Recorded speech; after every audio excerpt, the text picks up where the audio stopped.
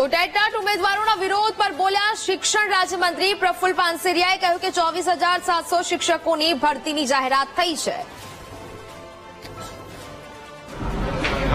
આજે ટેટ અને ટાટના ઉમેદવારો વિરોધ કર્યા છે. ઝડપી માંગણી કરી રહ્યા છે કે પૂરી થાય ભરતી અને સાથે જ બેઠકો વધારવાની પણ માંગણી છે.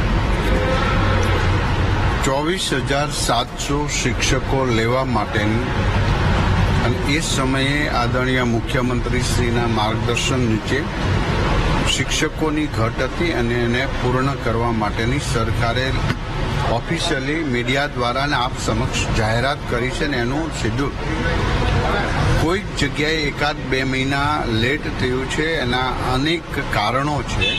એમાંનું એક આચારસંહિતા પણ હતું જે 24,700 ભરતી કરવા માટે સરકારે જે બાંહેધરી એટલે જાહેરાત કરી છે પૂર્ણ રીતે થશે.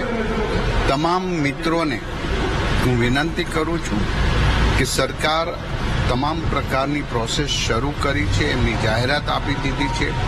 માટે કોઈ લોકોના દોરવણીમાં આવીને આવા આંદોલનમાં જોઈન્ટ ન થવું જોઈએ, કારણ કે સરકારે જે કમિટમેન્ટ 24,700નું આપ્યું છે એ ચોક્કસ પ્રકારે ભરતી થશે ને થશે.